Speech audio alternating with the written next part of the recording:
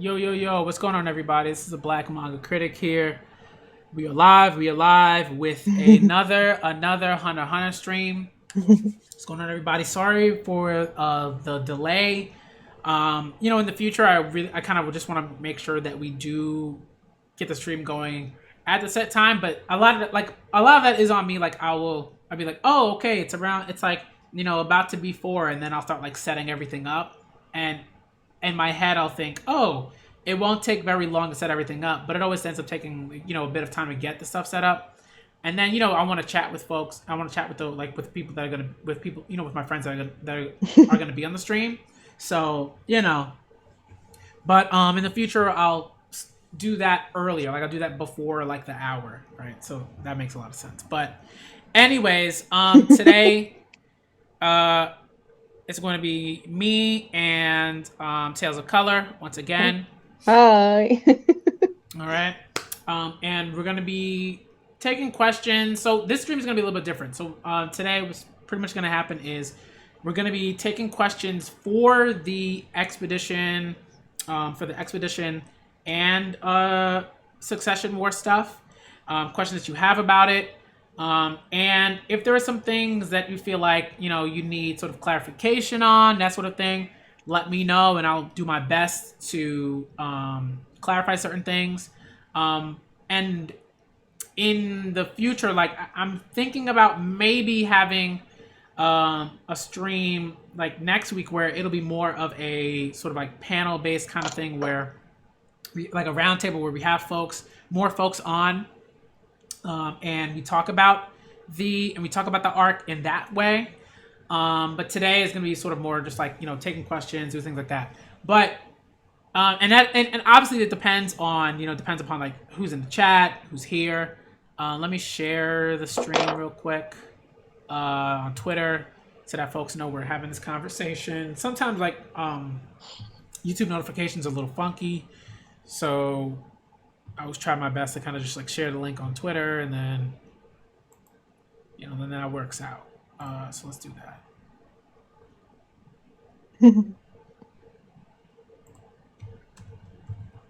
Okay, I'll tweet that. All right.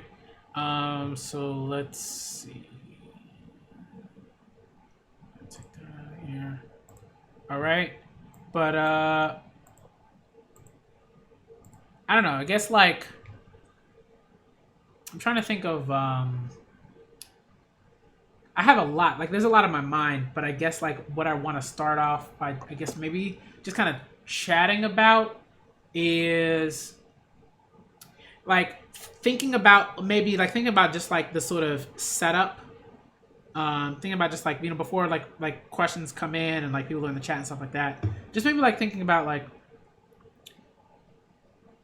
how ambitious like these two arcs are. I think that's something I kind of like wanted to talk about a bit, like with when there were more people. But I feel like that's something that's more of like a general kind of thing. Like just like we don't have to go into the nitty gritty of the arcs or anything. But I feel like maybe just kind of talking about how ambitious the arcs are in comparison to everything else that Tagashi's done up until this point. Mm-hmm. Like, what do you like? Let's say like if we compare these two arcs, and I like to put these two arcs together. Like I don't like to keep them separate. Like and I get why like people do say it separately because officially it's like they're two separate arcs. But I always put them together because I think they're just way too inextricably linked, and it doesn't make much sense to me to separate them like that. But I feel like this sort of like if we put these two together, like this is definitely to me Tagashi's most ambitious work so far. Like, so Tails, what do you like? Yeah, I just think? wanted to pitch in and say, yeah, it's definitely Togashi at his best, and it's definitely that I mean, when you compare Hunter x Hunter to Yu Yu Hakusho, like I really like Yu Yu Hakusho. Please don't, I don't know, Yu Yu Hakusho, it's way back, I watched it already, when it was pretty small, and I went back to it a little bit, but it has not aged that well here there. But So Hunter x Hunter just did a lot, or really improved on Yu Yu Hakusho. So Togashi already grew as a writer there. But what we see in the Succession arc slash expedition, I think it's even him, even getting better. Even getting. Although I sometimes wish, there would be, I don't know, not so many characters, because it's like everyone's princess and cousin and their son and their, I don't know. I sometimes got confused, and I definitely want to reread this arc if we're further in the manga. But especially, I think when it comes to politics, I mean, Hunter x Hunter was never on a really windy, or never really that flat. I think, Togashi's doing more in this arc now, and it looks a bit more sophisticated to me. Yeah. Yeah. Yeah, I think that's something I definitely agree with. I feel like, yeah, it's. I think it's my favorite. It's my favorite arc to reread.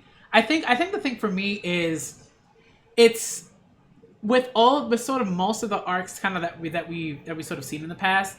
I think there's much. I don't know. Like it feels more like his past arcs have felt grounded, but I feel like these arcs have felt a lot more grounded. Like they feel like it feels like I could kind of walk through those spaces, and I mean, like I would still feel out of place. Like I'm not like a prince or king or a hunter or anything like that. You know what I mean? You're Like not. yeah, I'm not any of those things. Okay, I'm not like a billionaire. I don't have like generational wealth. I don't have any of that stuff. You're I don't. not. Nope. But like, I feel like it's very grounded.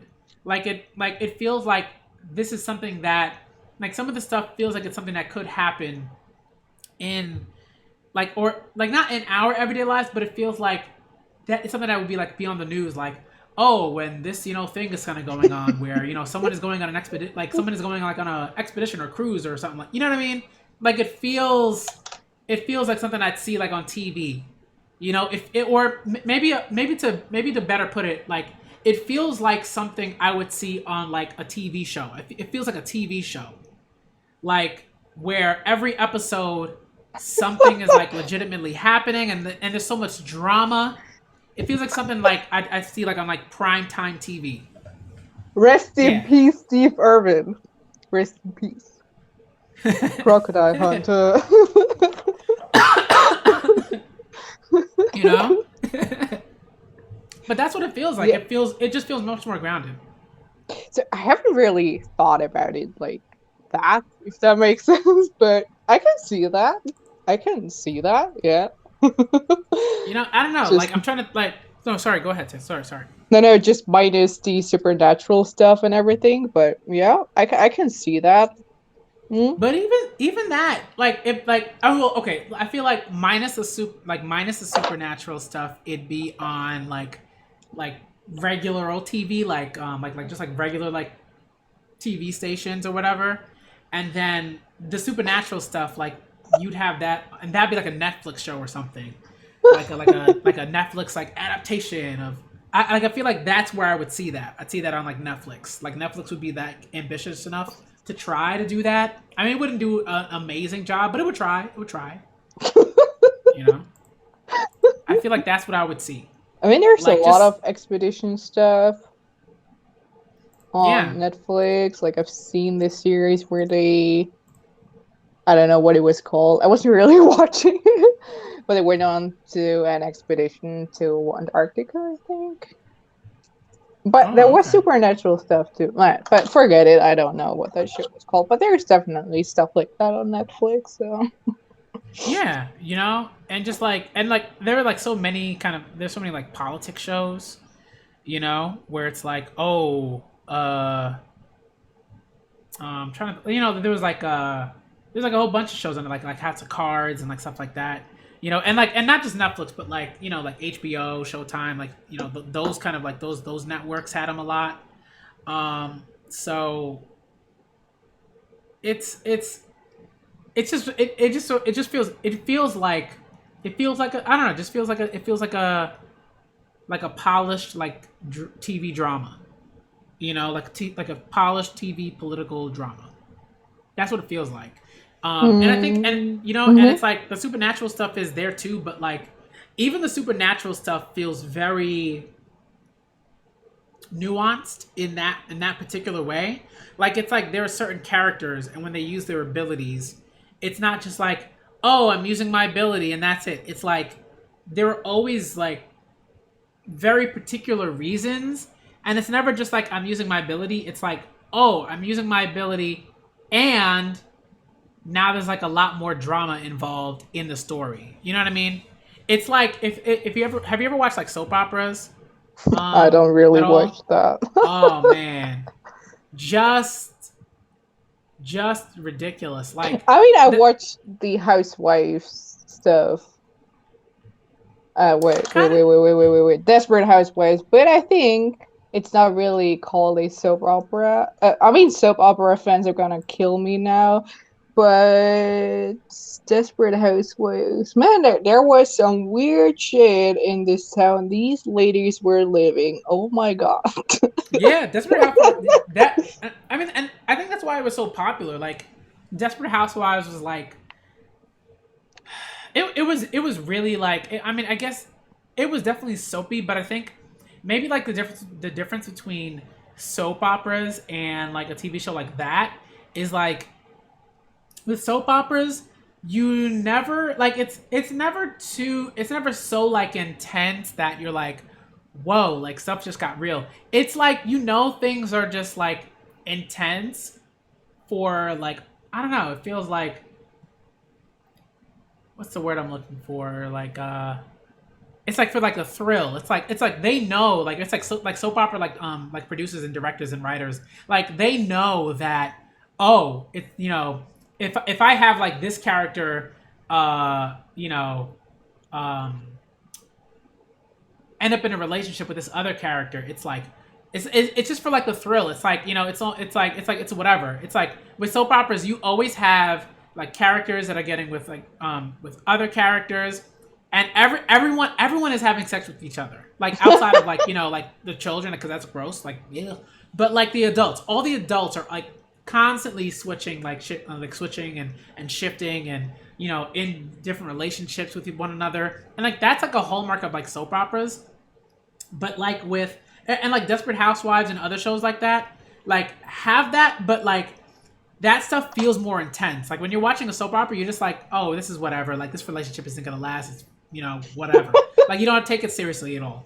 But like when in shows like Desperate Housewives, you're like, yo, like they're together now. OMG, like what is going to happen, right? And it's like really intense, So I like, but I feel like yeah. So I feel like Hunter x Hunter is kind of more of like maybe not Desperate Housewives in a sense, but like there's an intensity. There's a similar type, sort of intensity, I guess. Like where you're like, oh, this snap, this just happened, and then there's this like the supernatural element that's just piled onto that. Like it's like, oh snap, this just happened, and the person like it's like instead of like a person just saying like I don't like you and like being very upfront about that, it's more like I don't like you, and I'm gonna use my Nen ability to like harm your friend group in the like worst way possible.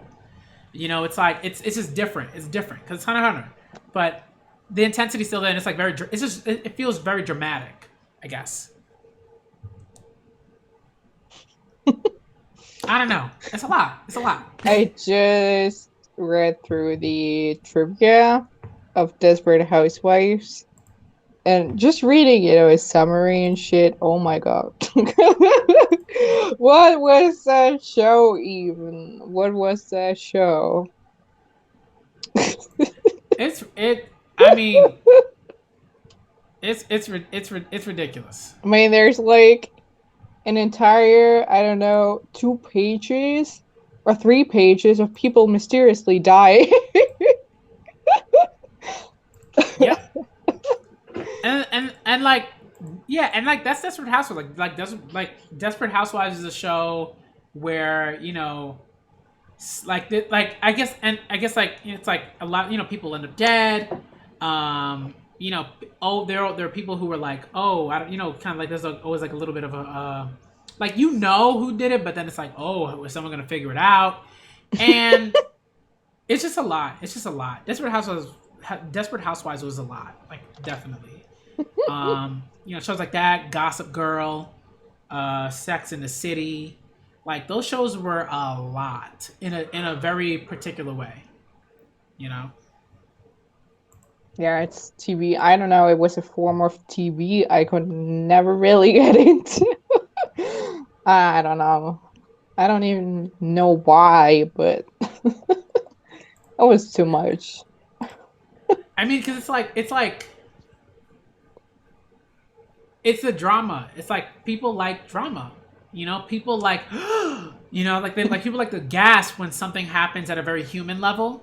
And I think Hunter x Hunter does that a lot, but I feel like these two arcs have done that a lot, where you have a lot of these things happening on a very sort of like grounded sort of human level, where you have interactions with someone just like where one prince is like I don't like you, but they're very like passive aggressive about it, right? Like where like in the expedition, like in the succession stuff, like where Tubepa and in the expedition like succession stuff, like where Prince Tubepa, she's like, she's talking with the fourth prince, right? With Sarah, and they're just and Tubepa's like, oh, okay, like, yeah, we should work together, like, this sort of thing. And some of these other princes like, ugh, but the fourth prince is like, yeah, if you survive, okay. But very, and it's just a very like passive, like we'll work together if you can survive, like, and it's just a very like passive aggressive sort of way of being like, I don't respect you, and you see a lot of that in these arcs. Like it's very like it's so petty, like there's a lot of pettiness in the expedition and succession stuff, like even with like right with Jing and Patterson, and like it's just there's like a lot of like petty remarks and snide remarks, just like a lot of snide remarks. That's how I kind of feel about it, like, and I think that's what makes it really, really compelling to me, because again, like I love like shows like that are filled with drama. I'm like, oh, there's this show that's actually going on, that's on Netflix now. It's called I've been watching it with my fiance put me onto it. It's called Dead to Me, if you've heard of it. I have not watched it. Yeah, it stars Christina Applegate, and have you ever seen Legally Blonde? Isn't that really old? Yeah. No, it's not that old. It's like I think I have, but well, okay, so it's like there's an actor from Legally Blonde, and she also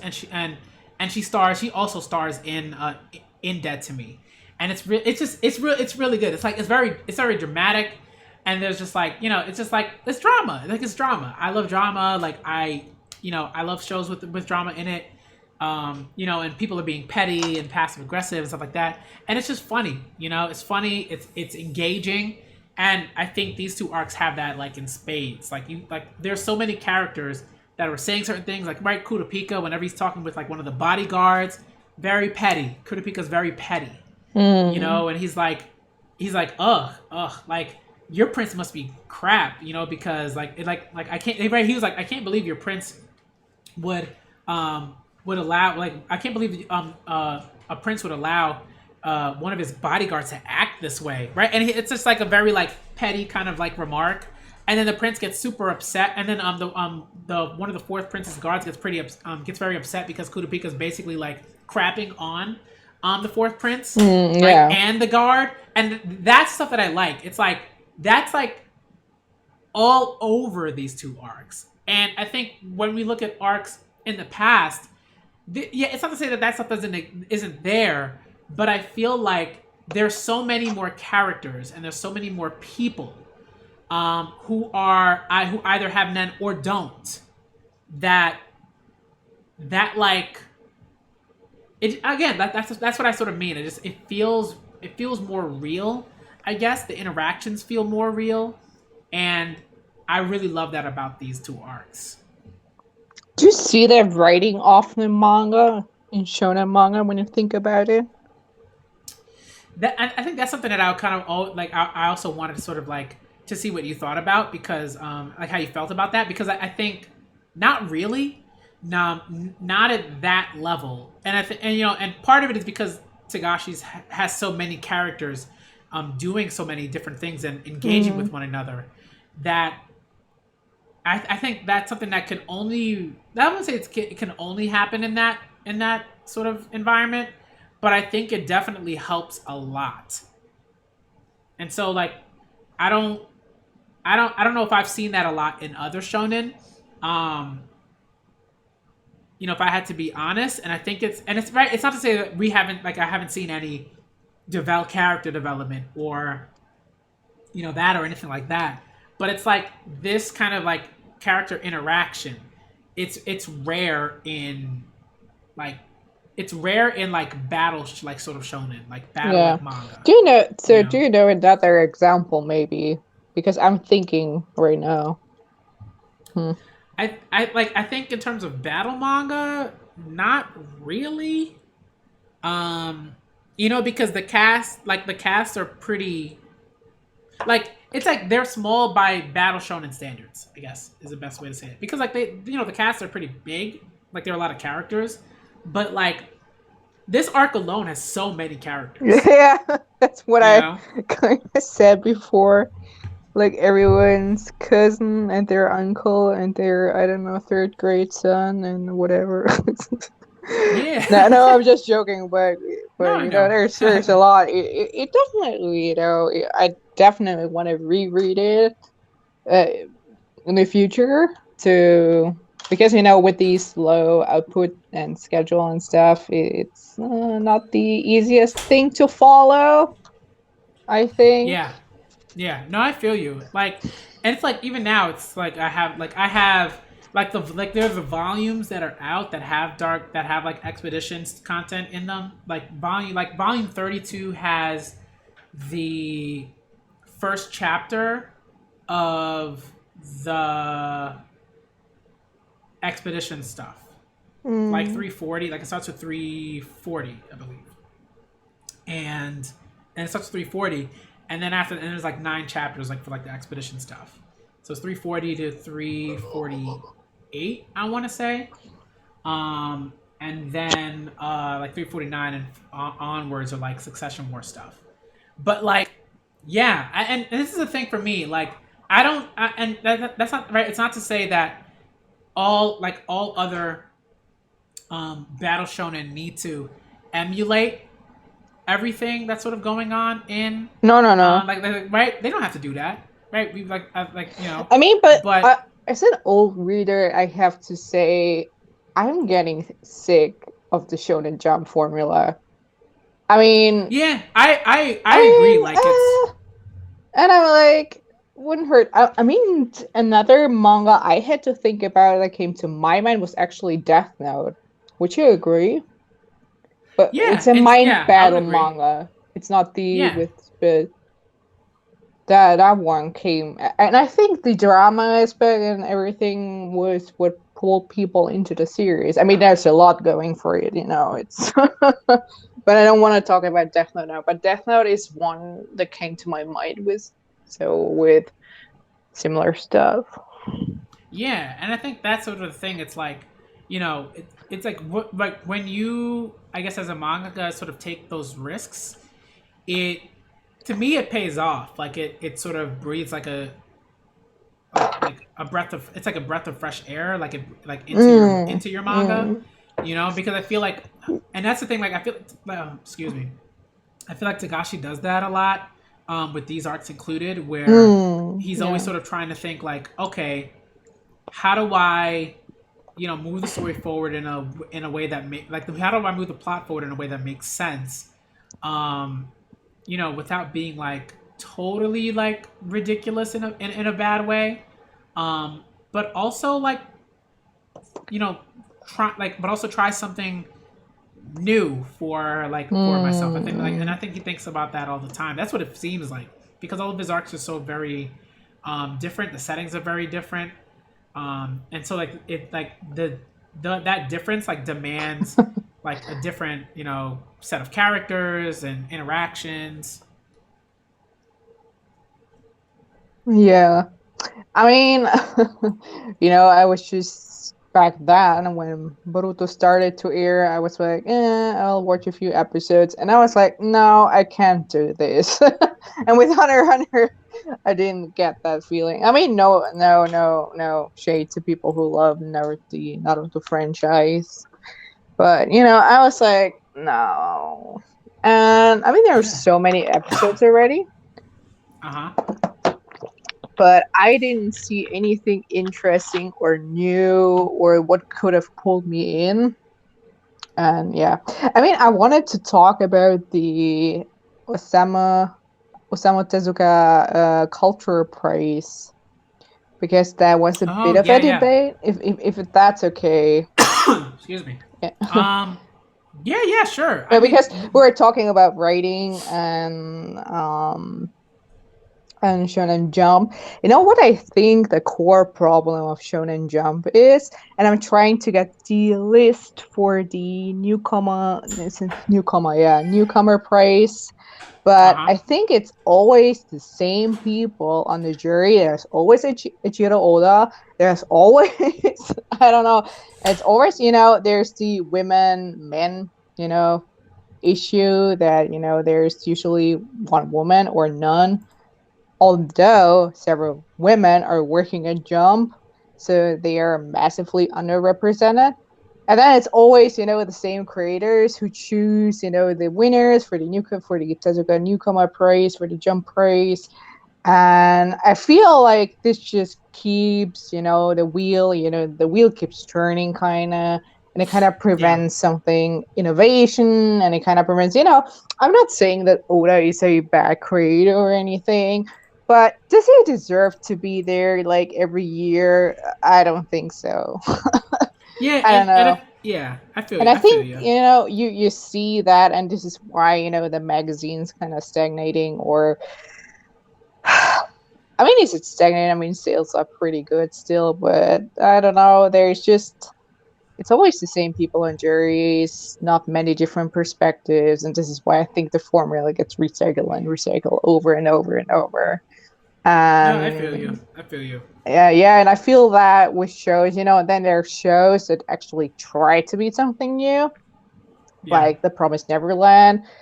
But then, I don't know, no creator of the 2010s in Jump knows how to write an ending. I don't know what's going on there. Like, I don't know. Something is out there. I don't know.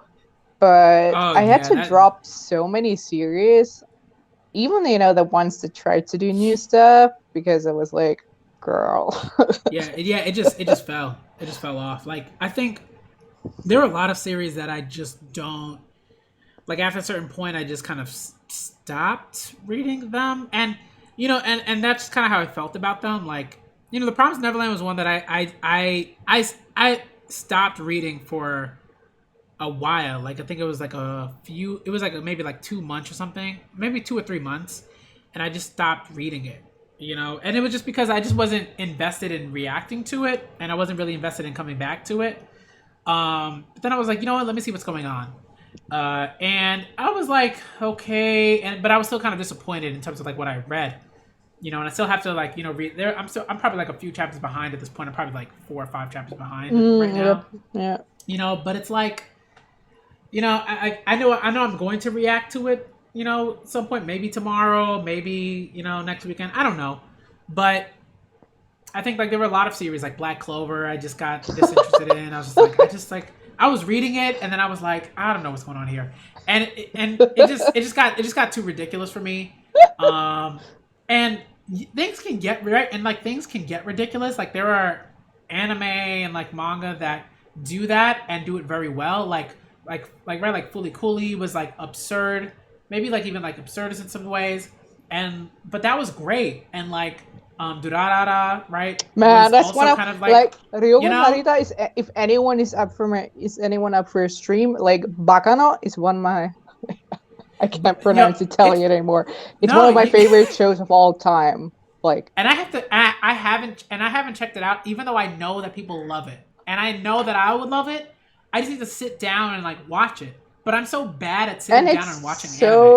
it's so sad because they did such an amazing job at adapting the novels. Like it's a perfect adaptation. There's only one thing that they kind of I mean they changed a lot so that things would be more interesting, and they kind of mixed everything up, and this is not in the book. I mean, I once wrote a review like 5 years ago.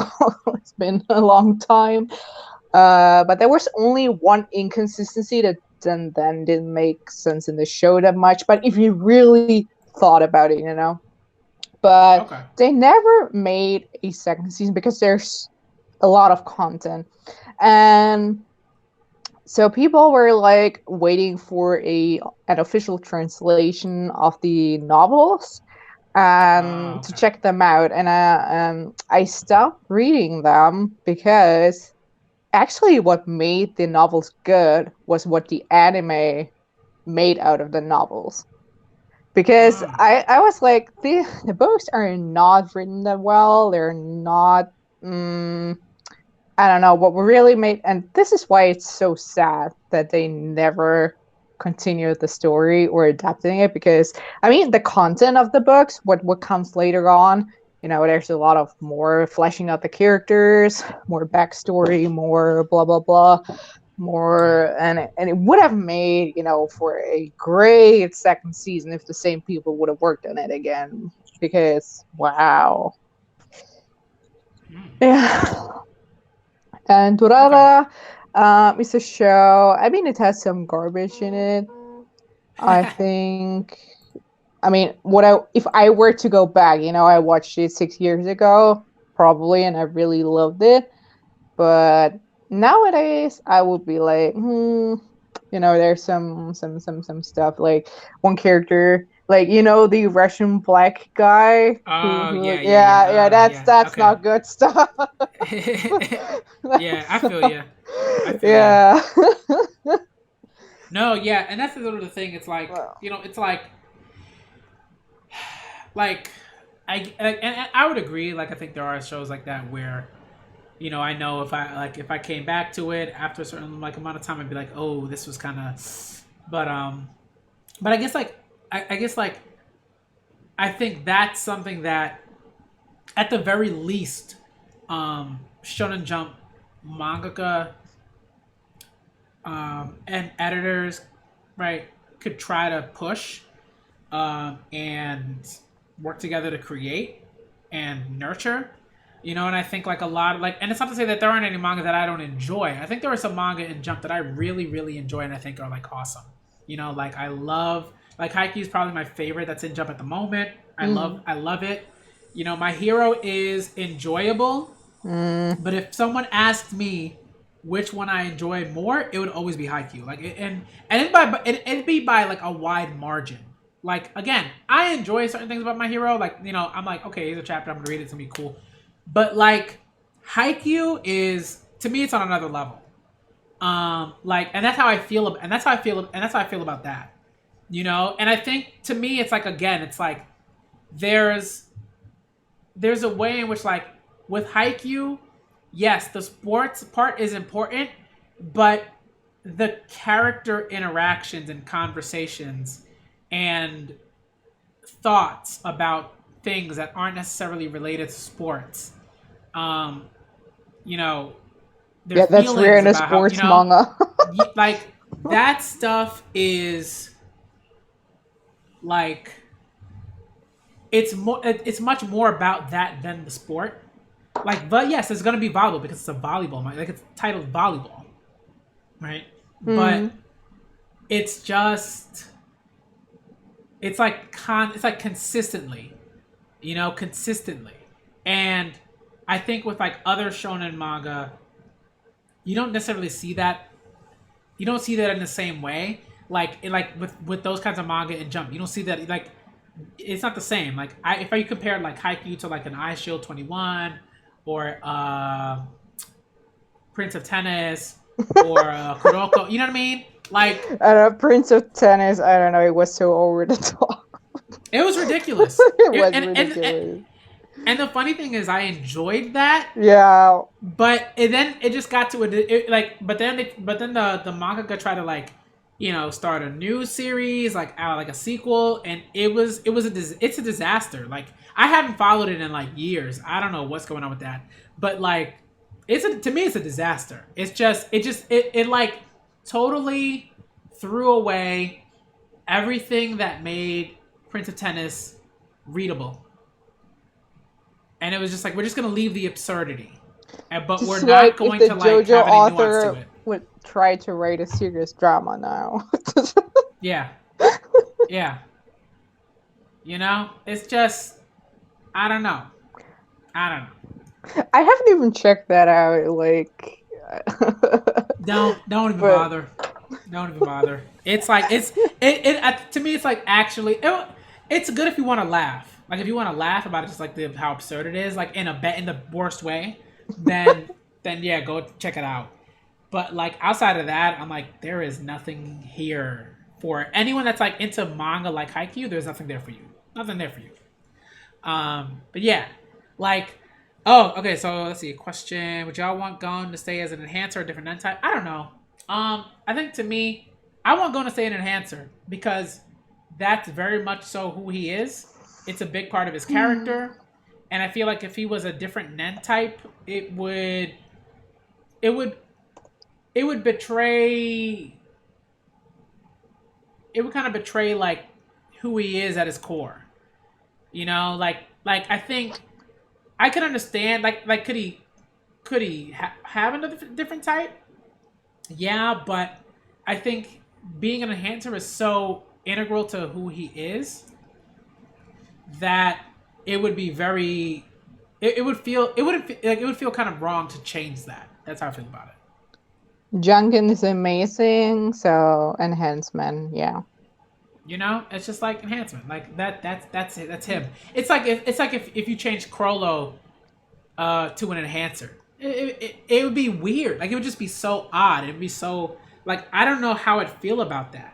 I don't know how I'd feel about, like, it would feel like something wrong is like happening, and it would just and it would feel so out of place.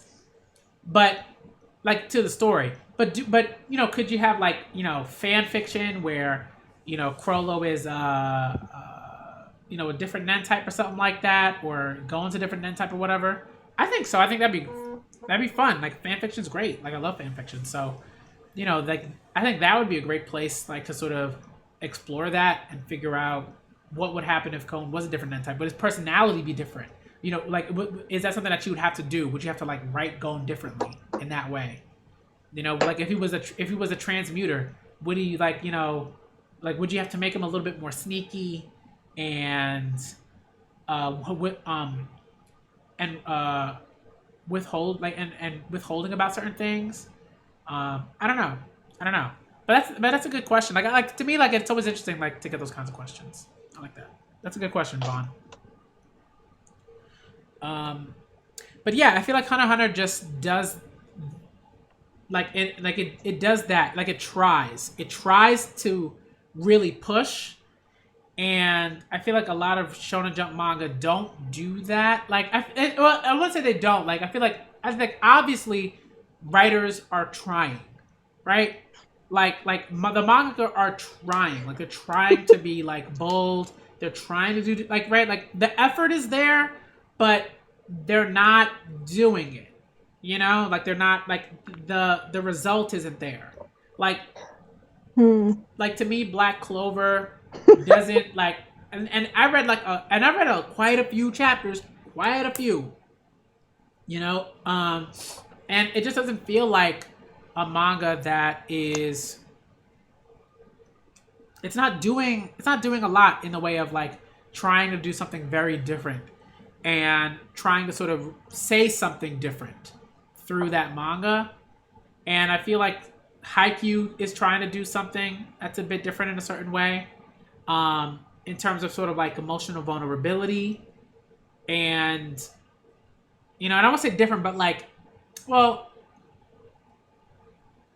no, yeah, I would say so because like I feel like there aren't too many Weekly Shonen Jump manga that do that in a way that's like consistent, where they're all talking with each other and they're all like, "Hey, how are you feeling? What's going on?" I feel like Hikaru has that, but it's very different.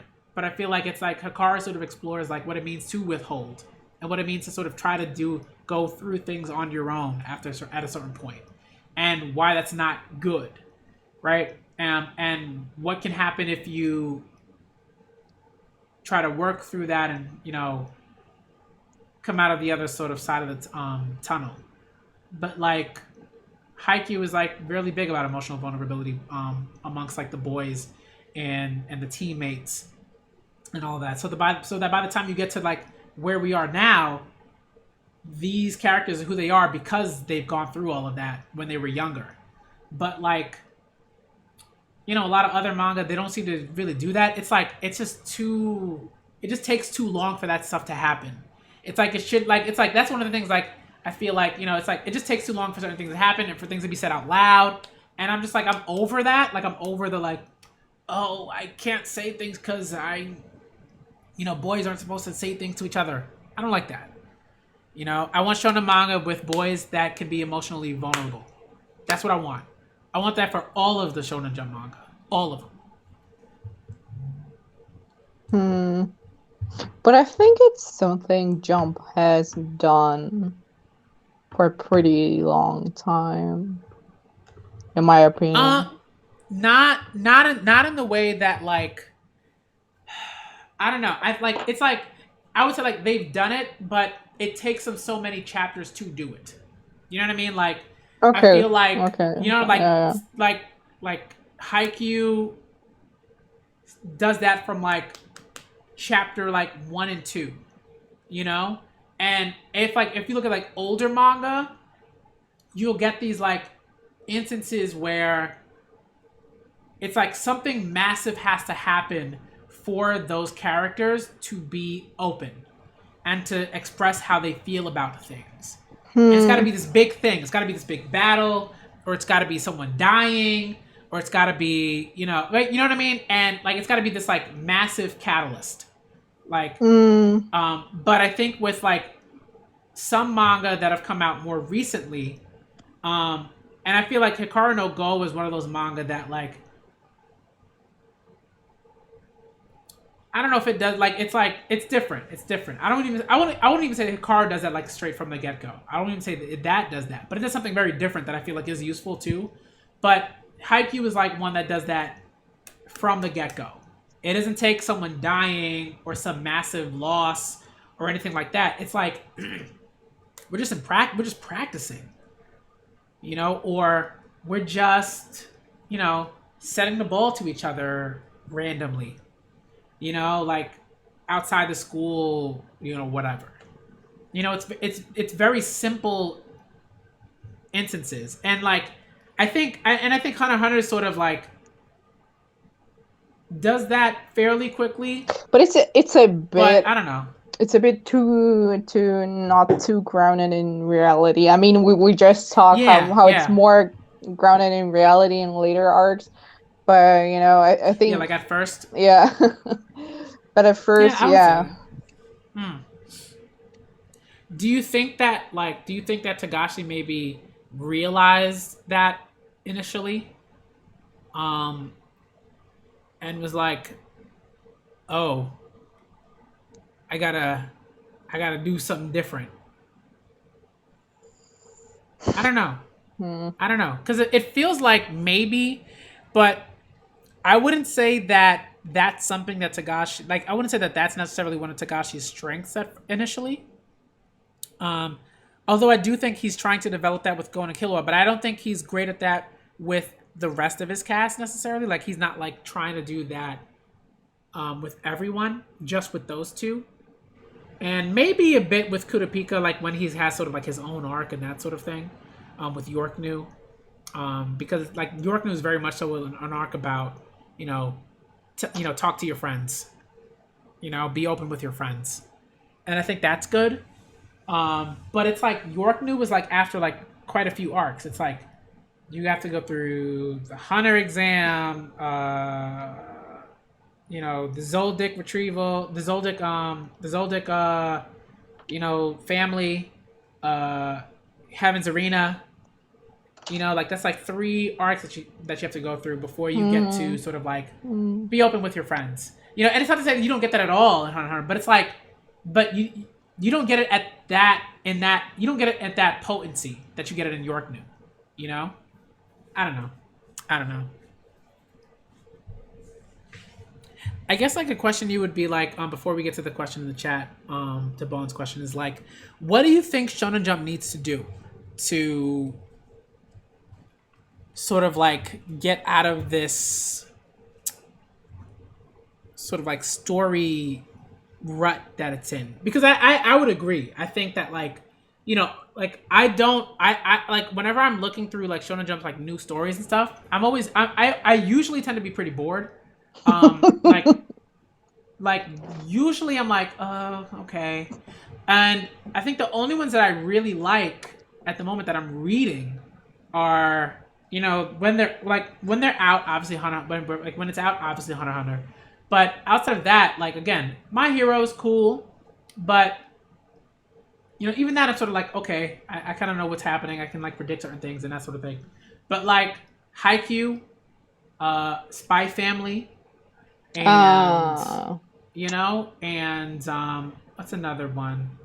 Jujutsu Kaisen. But that's because I'm like at the beginnings and I'm like I'm enjoying that. But I feel like the ones that are like really sort of like, damn, they just kind of hit me in that particular way, like the emotional sort of vulnerability and that sort of stuff. Like I like those kinds of manga, like Haikyu, Spy Family. I think those two do it the best, to me.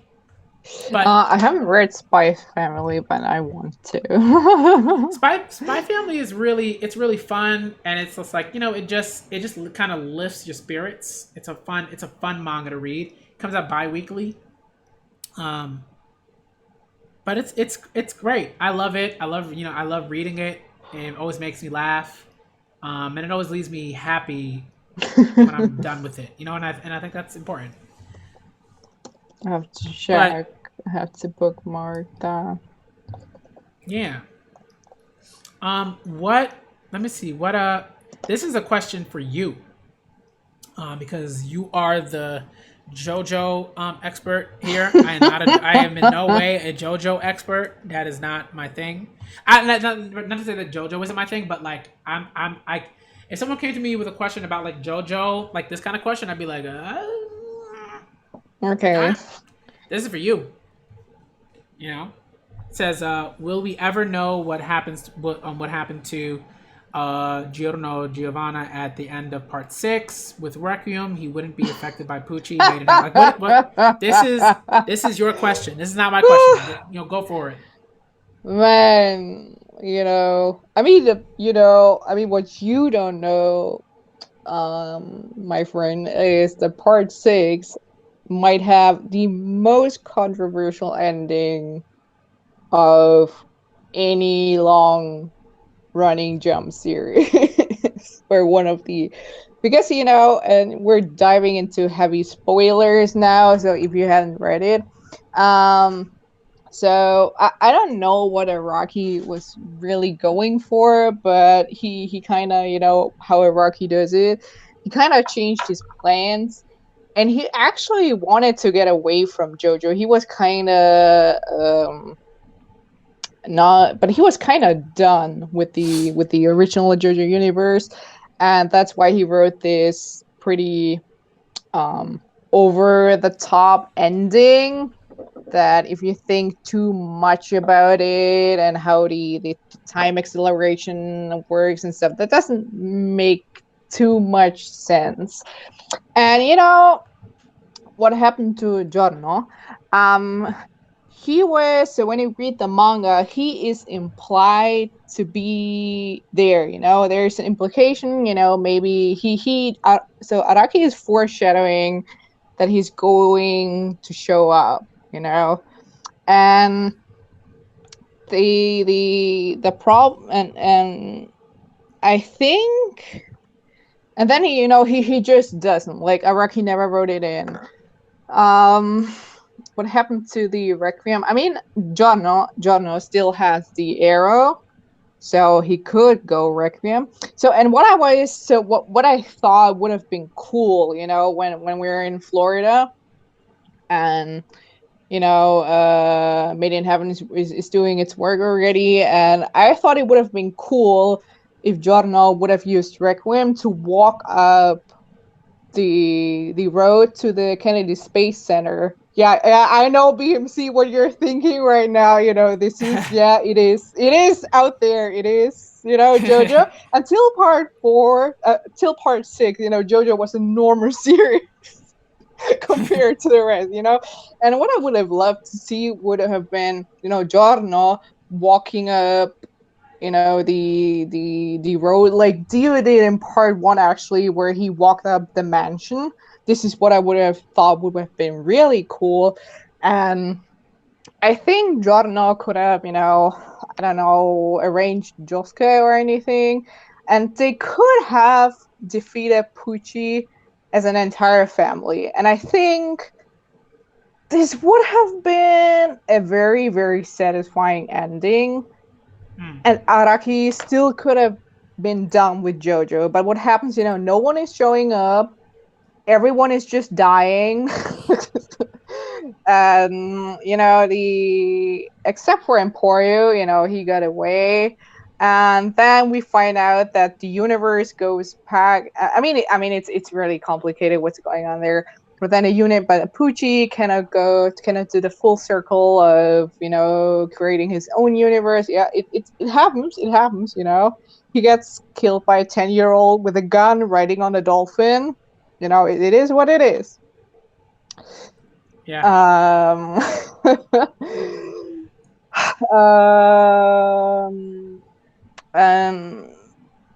Yeah, but I think Araki wanted to be done with the original Joestar universe, because I think it was just getting too many. Since Araki is not a very consistent writer, he had to make a cutoff, and I think people would have bugged him to write more of the universe, and so he made a really definitive point. All of the characters are dead. And then the universe doesn't go through until souls reincarnate, and they are, different people now. Jolene is called Irene now, and they've probably never lived through the experience, with Pucci, because Pucci actually died. He didn't reincarnate with the universe, and we see that they kind of had better lives and stuff. I mean, it's a really interesting ending. That's what I give Araki. But it didn't satisfy me for an entire saga. Like, no, for 6 parts, for, I don't know, 20 years of... No, how many years? 15 years? Because he's been writing JoJolion for 10 years now, almost, and then there was Steel Ball Run. Yeah, for over a decade, like, the ending was not satisfying for the entire saga. And yeah, it's really that, like, to your question, that Giorno didn't show up anymore. I didn't think it was good, to be honest. Like have him walk up, to the road like Dio did and stuff. I think that would have been pretty perfect. And I mean, the Stone Ocean ending is something you could make an entire stream on about, and I would have to reread my notes, because I tried to explain it, because there's a lot of reconstructing the universe shit, and yeah, it's I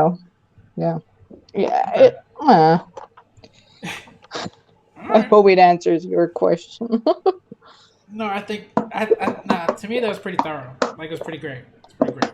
And I'm not like, I like JoJo, but I haven't had JoJo streams, or put out any JoJo content.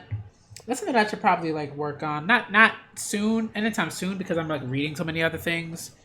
But it is something that I'd like to get Because into at I some point. think you should, because Stone Ocean, in my opinion, is one of the game-changing manga of Shonen Jump. Like, it might Yeah. scratch the ending, but Stone Ocean really, people ask me, is JoJo feminist? And I'm like, no. But Part 6 tried to do some stuff, and I give that to Iraqi. But, I've been reading JoJo. I have here until volume 8 or 19 in Japanese. So I'm behind. What? But I had to drop it because I don't know, it was getting to I don't know, there was a lot of sexual harassment the last time I Ooh, checked. I know. Yeah, and he's not good about it. And there's female characters, like there's a character called Daya, and she's sexually harassing the main character. It's just it's a lot of tasteless stuff. And Araki Sensei is usually better than that. And it was, there was more stuff like that, and Okay. I'm like, not something. My All friend is my waifu is, right. is reading it, and she's doing a lot of streams on JoJo, and she's doing theories, and she does a really great job.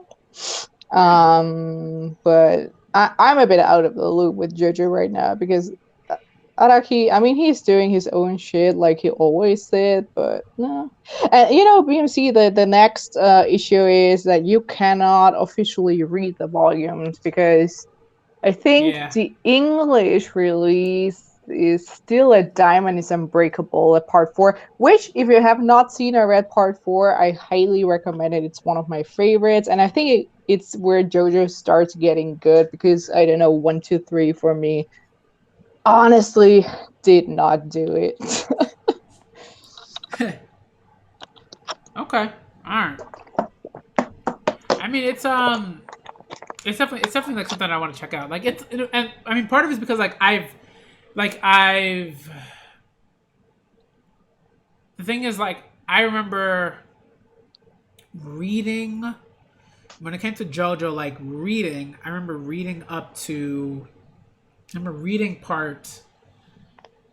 I remember reading part on the rest of part 3, Mm, and I also read 4. I also read 4, but like I don't like it was so long ago that like I don't I only remember like glimpses of like those times when I was reading it, and then I had to watch part 4, and I really liked that. 5, I read, but I didn't really read. Like I was kind of like skimming it, and I was just like that's why I don't remember much about it. And 6, I only remember that like Jolene was like great, and that was it. And like, but I barely remember like 6, so I have to really reread those. This is when I was still reading scans, and so like this stuff that I remember, but like I can't talk about it in the way that I can talk about like Hunter x Hunter or I, a I series that mean, I'm really engaged with. I guess. the old scans, were not readable. Yeah. Like, no. And people think the new translation or not official, so the new fan translation is good. I've seen stuff of it, and I agree to disagree. It's not good. If you're a Japanese and you look into it, and it's readable, and it's compared to the old stuff, which is a great step up because I've seen some of the old panels, and I don't know, this was wild, like seriously wild. Even the part 5 old scans, man, they were so bad. And even the newer stuff, it's not the best thing though you've ever seen. First of all, it's stealing and it's making unauthorized content and just putting your translation on it and loading up to the internet. But Yep. mm, But yeah, yeah, yeah. I'm gonna leave it at that because I just like. I think for me, part of what I'm doing now is just trying to learn more about the process, like the process of it all, like you know, how like, you know, stories like those, like the prince exchange hands, and you know the effects of that. Like there's a lot, and there's a lot that I know, but there's so much that I don't know. I think like the legalities of it are extremely nuanced, and so that's the part that I think I have a hard time talking about folks with. But that's something that I'm looking into, and I want to talk with people more about, and learn more about like the legal part, like the legal parts, and you know the stuff with the law, and what can be done and what can't be done and what hasn't been done. I mean, But it's a yeah, you very, know, very global issue, and there is not one answer.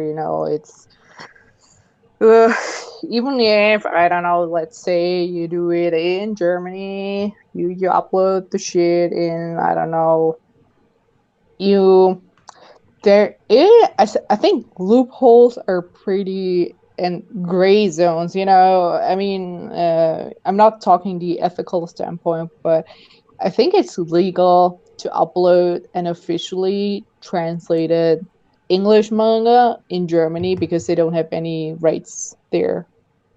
But I'm oh not so wow, sure about that. Or uh, there's this gray area, that they cannot really pursue it because they haven't got the copyrights or something. But it's really weird, but because there's a website that I'm using a lot, and it's called proxer.me, uh and huh, it's more of a it's more my mal, where I keep track of my stuff. But you could also go on the manga section, and if you were to let's say you want to read Golden Kamui, and there's a German license, they are not allowed to upload the German version, but they are okay, allowed to upload the English version. So you can hmm. go on this website and read Golden Kamui in English. I mean, allowed, I mean, the website is still up after, I don't know how long. I don't know, but Okay, all right, it's still, I think it's a very complicated issue. From an ethical point of view, I mean, you take someone's work, because, I'm going to tell you something. Translating a book, and it's something I have officially done, is a lot of work. It's tons of work. Getting a book licensed, like, because, I'm in the loop and I know what I'm talking about.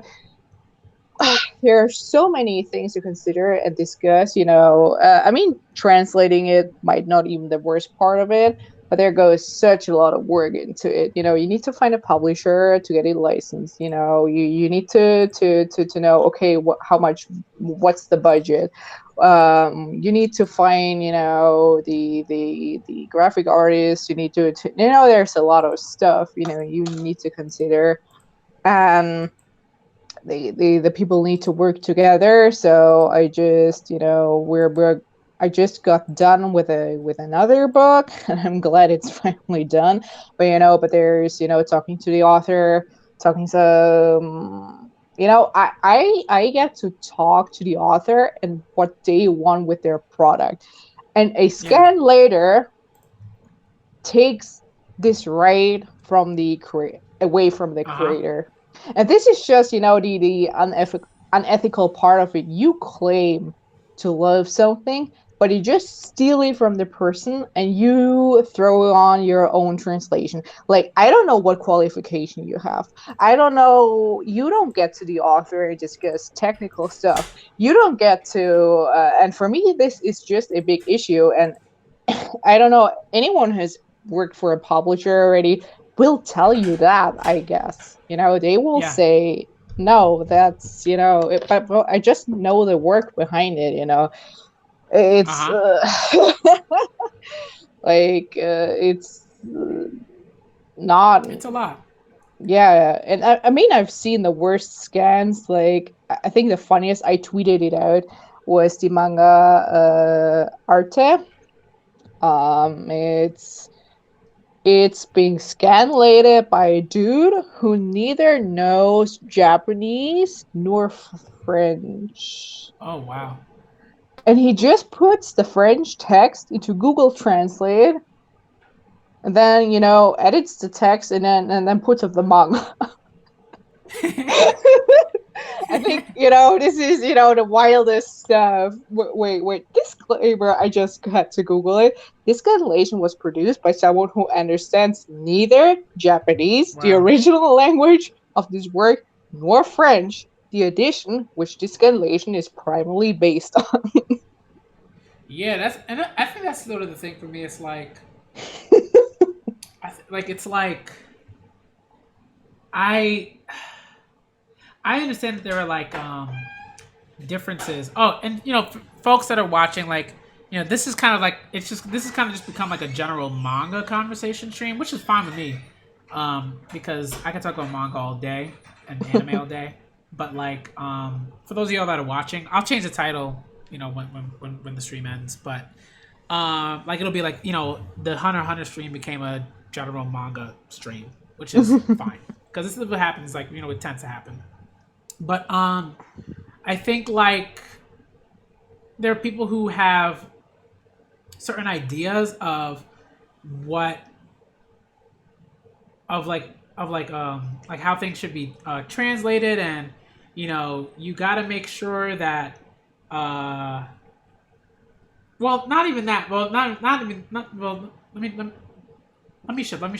I guess what I mean is, like, there are some people who have a very oddly elitist idea of what translators who have like gone to school and or have like done the work of getting their language certifications, like the translator certifications, and have experience translating, and are in conversations with Japanese folks all the time, and then the people who are critical of those individuals who put in all that work, it's so bizarre to me, because it's like, it's like, what work have you done? Like, how fluent do you feel like you are in Japanese to where you feel like, you know what I mean? Like, as someone who's like, born in the States and never really gone to Japan, and like, it's just bizarre to me. Or like, you've lived in Japan for like a month or something like that. It's just very odd. It's odd, and I see it a lot. And like, I can understand just being like, oh, I wasn't a fan of this, like, of the way this line was translated or something like that. I can understand things like that, even like, but when you're just like, the whole thing is just not good, and these people don't know what they're doing, and I'm like, it's very easy to say that, but it's like, you those people immediately turn me off. I'm like, all right, I can't trust what you're saying, because it's like, these people have put in so much work, like my one of my friends on Twitter, shouts to Jocelyn Allen, who's like a phenomenal translator, same with Rachel, shouts to Rachel Thorne, just like really phenomenal translators who have put in so much work to be the translators that they, to become the amazing translators that they are today. And then for people to be like, oh, I would not, really I talk a lot. I mean, I sometimes talk to Rachel. I don't want to name drop her or anything. It shouldn't look like that, but or when she posts something, or when I'm like I was more watching the Count of Monte Cristo, and that was a translation where I was like, and she was like, yeah, lol, that's completely wrong, and why doesn't the translator know that? I would never try or even think of trying to criticize Rachel for her translation, her Japanese level. The Japanese level of these people, Jocelyn, the same, you don't get there. You just don't, These people, Rachel has been living in Japan for 20 years now. You don't get, and has been translating manga for, I don't know, ages. You don't get to to be on their level. Same goes for Zach Davison, who worked on the Leiji Matsumoto stuff. And they've been living in Japan for ages. They have been. I don't know if I would. I don't know. Try to have a discussion, with these people. They're veterans. I mean, mistakes do happen. That's true. Some stuff can get, the Heart of Thomas had some stuff in it, but just because the wrong version went to print. Oh, okay. Yeah, but it's minor details, it's really minor stuff. But stuff happens. But I would not. I mean, a lot of the manga you read, the more prestigious one. I mean, I don't want to sound elitist, but it takes some. I don't know. You're not just anyone translating Leiji Matsumoto stuff. I don't believe that.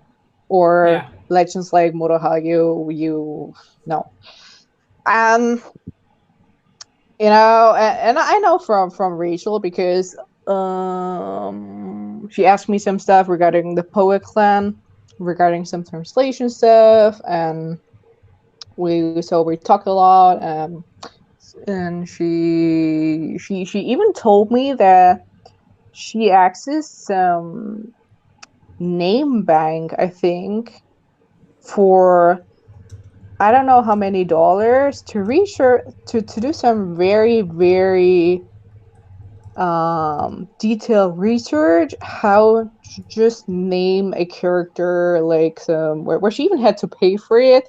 And I was like, Yeah. you don't know what these people go through like to translate their stuff, and how many edits, because the Poet Clan is pretty old already. And she confronted me, and it was like, should we change them in Motohagyu? And Rachel even got fucking Motohagyu to redraw some stuff. Like, that's just that's but that's what you as a scan later take away: the author interaction, what happens to their work, their right, that they matter. You're just taking that completely away. And I think this is not okay. And it's never okay for me. Yeah. Yeah. Yeah, I agree. It's just a lot. It's a lot. And people, I think people just don't think too much about what goes, like the work that goes into like translating. Like I think people don't really understand like how how difficult it can be, depending on what you're translating. Um, and they don't want to. I think a lot of people don't want to. Like, and for me, it's like, look, if you want to be that person who's just like whatever and very like blasé about um the work that it takes, then you don't gotta say anything. You can just like actually not say anything. And I think a lot of people want to say things about stuff that they don't know anything about, or they think they know a lot about, but they actually don't. It's like, you don't have to say anything. You actually don't.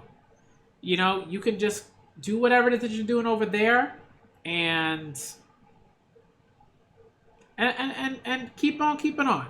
Do whatever it is you're gonna do. You know. But it definitely bugs me. I don't know, especially white Americans need to understand that it's not just, I don't know, taking 5 years of Spanish. It's not the same thing. Yeah, it's like it's not. It's like, no, that's not how that works. Like, there's just so much. Like, there's so much. Like, language is constantly shifting, constantly changing, and I think that's something that people really don't get. Like, people think that like Japanese has been the same for 30 years or 40 years. And it's like, no, that makes no sense. No. Like, and I think people really believe that. People like, here's this dictionary, or here are these dictionaries that you're going to use, and those are the only things that you're going to be using, for all the translation work. and you just kind of get really fast at using the Oh, dictionaries. I And mean, it's I have like, to get some stuff out too because there are the books like Mina no Nihongo, uh huh. and the Genki series, and I talk about it. Other people talk about it. I mean, if you don't know anything about Japanese, these books are great. But if you actually know Japanese, these books are actually pretty hell. Because I don't know, I mean, the chat is listening because how they do very literal translations. And if you go to Japan and actually talk like that, you're going to sound really weird and like a robot. And I think the knowledge, I mean, if people at least try to learn a bit of Japanese, I mean, they start criticizing professional translators for not being as literal like those books are teaching them. So a really really easy lesson now.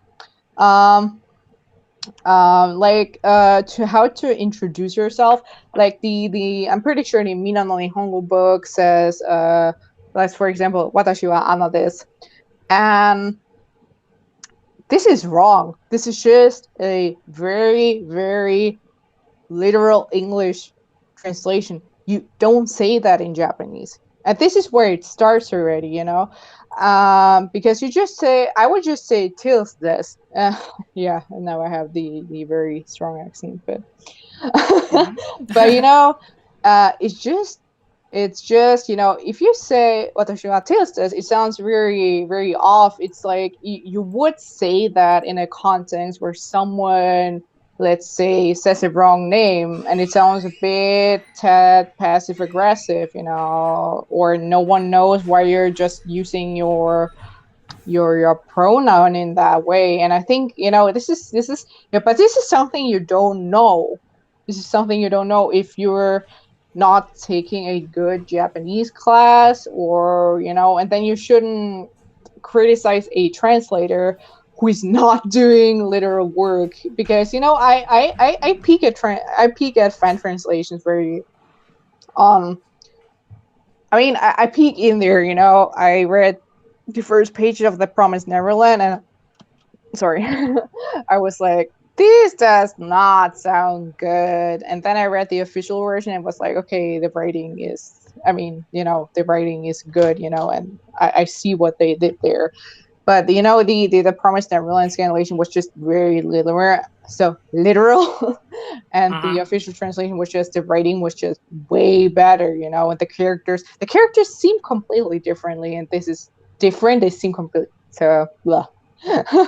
They seem huh. so different, and it's something you just know. And when I read it in English, I kind of suspect, you know, what it's already saying in Japanese, and that they just did a very literal translation. It is what it is. Mm, okay. Okay. Um, that's yeah, yeah. And Like, please do not read scanlations and then support the official release later. I get the idea behind that, but if you're, I don't know, why would you do that? Like, I think for me, like, at a certain level, I think like the way I sort of think about it is like you you have to understand that a lot of these things are like, right, like they are sustained by a sort of base level kind of like demand for it. yeah, sure. And when you have people who are just like, oh, okay, right, like these people, like they want their websites to continue to run. They want traffic. So if you're just like, all right, I'm going to this website, I'm gonna check out the scanlation, but then I'm gonna get to the uh, official release later. I think the problem that people sort of, at least to me, like to me in this way, is like there's a very individualistic kind of sense of how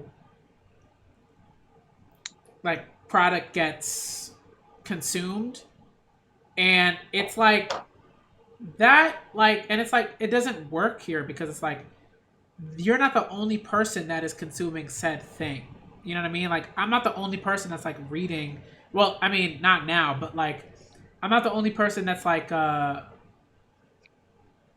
say like if I'm talking about like an official like product, like I'm not the only person that's like using the Viz website, right? Like, there were literally like millions of people upon millions of people who were using the Viz website, Mm. and like, and if we think about it, and like that traffic allows, like, right on top of like all the stuff that happens, right, all the transactions that occur and stuff like that, and clicks and impressions and whatever, all of that stuff allows for Viz to say, oh, this helps us, right? Like, this is like we can like right, like in a financial sort of way.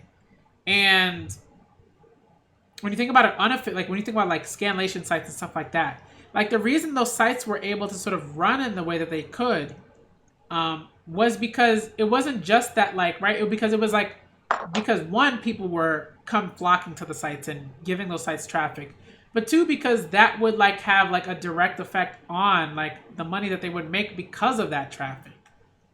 So it was just, so I think like people don't really get, how, like, if one person is visiting that site, you can bet your butt that like thousands upon thousands upon thousands of people are visiting that site, and like that creates a revenue stream for those sites. Even if those sites It's would true, say, yeah. "Oh, we They just make money. Yeah, it's they're true. like, oh, we're just doing this for stop." Like, no, I don't like, maybe if you're like 12 years old and you read that, you're like, oh, maybe they are just kind of doing it. But even then, I think like they're like, I think like people like know, like, yo, these folks are making money off it. There's no, Yeah. like, you're not just doing it for a hobby, and this is just what I do on this massive website that pushes scanlations. Like, stop. Like, to me that's ridiculous. It's such a ridiculous statement to make. And maybe there are some people that are doing that, but I even then I doubt it. I doubt that you're like spending that much time working on things, um, just to do it. I don't believe that. I don't believe that. I don't believe that like there are people who are running those kinds of sites and are just kind of doing that from out of the goodness of their hearts, No, and are and no, are and right and are like, no. oh, we're pushing like dozens of we're pushing dozens of titles of manga because we're just doing it out of the goodness of our own hearts, and we just love the series, and that's it. I'm like, stop it, please. Like, don't insult my intelligence. Don't insult the intelligence of folks that come to your come to your site to check out this Hmm. stuff. It's ridiculous, I and mean, it so bothers me. I do have a last tip for if you want to learn Japanese. Japanese for everyone is way better than the Genki, Minano Nihongo, etc. books, but not so many people actually know about it. So if you can get your hands on Japanese for everyone, I would highly recommend you to check that one out. I did the Duolingo Japanese course, but I wasn't too happy with it. I mean, I have eight now. I have seven gold trophies on Duolingo, so I'm a certified Duolingo expert. I even did their Latin course. Yeah, it was an experience. I think for Japanese, what I would really recommend, I mean, is so the problem is if there's a new alphabet like Japanese has, you need to write. I'm not saying that you need to know every stroke order of every kanji in existence. No, you don't need that if you just want to learn some conversational, etc. Japanese. But I would recommend that you get some textbooks, really try learn how to write and stuff like that. Really, I mean, it's really, really basic, but I think you should do it. And Duolingo, just typing from your phone or PC and clicking on the letters and stuff, I don't think it's doing it. It's not the best way, in my opinion. I mean, if you're very, very limited to resources, I mean, go for it. But if you want to get a bit more serious, try to get something like Japanese for everyone. I just checked. I think it's a bit out. I mean, due to COVID, it's kind of hard to get anything or many things right now.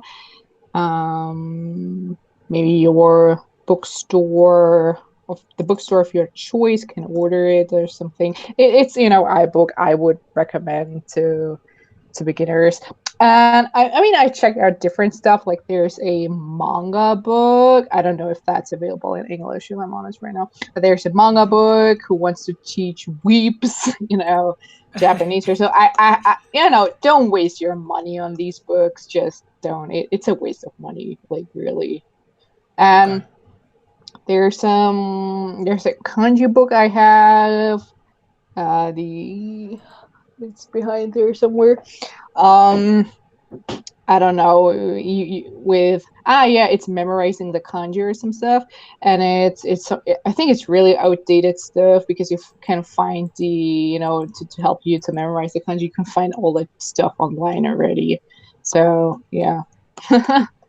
But if you haven't really lived in Japan or studied Japanese at a higher, I don't know, university level, I would refrain from trying to do your own translations. I mean, we're all guilty, when I was younger, I did that stuff. Yeah. But I mean, everybody starts somewhere, I guess. But if you haven't taken really advanced classes and talk to, I think, conversational Japanese is really important, that you have some friends talk to on a regular basis. But Hmm. else, Japanese, I think, is a bit too hard to just criticize the translation in a manga. It's no, it's a completely different language, uses a completely different alphabet, it has a completely order of words in the sentence. It's not something you can just I don't know, criticize a veteran translator like Rachel, who has been translating for 20 years or something. No, it's, Right. it's not a good idea. No, agreed. Definitely, definitely. Um, my two is I might end the stream here just because I don't want it to be like too long because we kind of have like part of the stream is Hunter x Hunter, part of the stream is just kind of like a general manga conversation. So I might end it here and then I'm gonna see if we can get the like expedition succession like conversation started next week. Um, with everybody there. I'm gonna see what's going on with that. I'm gonna figure that out, and if we can, great. If we can't, it is what it is. Um, I'll figure out like how to get everything going uh, when I can, or we might just have like a I don't know. I'll figure it out. I'll let y'all know. I never, there will be a stream next week. I want it to be expedition succession focused. So that's something that we're definitely gonna talk about. We're gonna have more people in the, in like on sort of like this, kind of roundtable discussion. We're gonna have more people on. So look out for that. And excuse me. Thank y'all for coming through. Like sometimes it happens where we're talking about a particular series and then we kind of just like shift to uh, conversations about other things because like we are interested in like different series and different topics and stuff like that. And I mean, in the future, I'll try. In the future, like I'll make sure that if the stream is about like a particular thing, then it'll be about that particular thing. But I think that's part of why I didn't label it like Expedition Succession because I had a feeling like we talk about more things like that we talk about things outside of that. But if you stayed and you stuck around and you did enjoy what you heard, awesome, dope.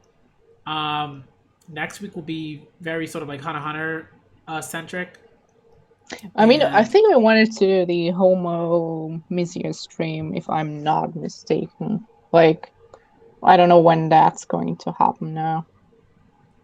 oh that Yeah, because we that wanted stream to is do probably going to that. be. I want to see if we can get that stream going on maybe like next Sunday or during the week. I don't know. I gotta see. I gotta figure out what day makes sense for everyone. for everyone involved. If if there's a day during the week that works for everyone involved, then we'll do that, and it'll be during the week. But if a weekday doesn't work, then we'll pick a Sunday, and then we'll do it on a Sunday. Because I still want to do the Hunter x Hunter discussion next week. I want to try to make sure that's weekly. But if people can't come to that, then it'll just be me and and then that'll be that. But I do want I definitely want to have the stream where we talk about talking about homophobia and the misconceptions about that and everything. I think that's a stream we definitely should have. So we'll get that going either during the week, or on next Sunday, next Sunday. Because tomorrow is next Sunday, but the Sunday after that. All right, but we'll see. Because there are some things I definitely got to do tomorrow. I got a bunch of streams I got to do tomorrow. So it is what it is. But we'll get it done. All right. So thank y'all for coming through. All right, to another sort of Hunter x Hunter / general manga conversation, featuring Tales. If you want, remember they have a Twitter. So you can find them at TalesofColor, and you can always find me here. You can find me on Twitter at the Manga Scholar. You can also check out my Patreon. I'm gonna start putting a Hunter x Hunter content on there, so look out for a Hunter x Hunter video this week. Probably is gonna be out on Tuesday or Wednesday, one of those 2 days. I just want to make sure I have the time to do it. Because it should be pretty interesting. And yeah, let me get out of here. Let's both get out of here. Thank y'all for coming through. I'm the Black Manga Critic, and bye. out. That's the string.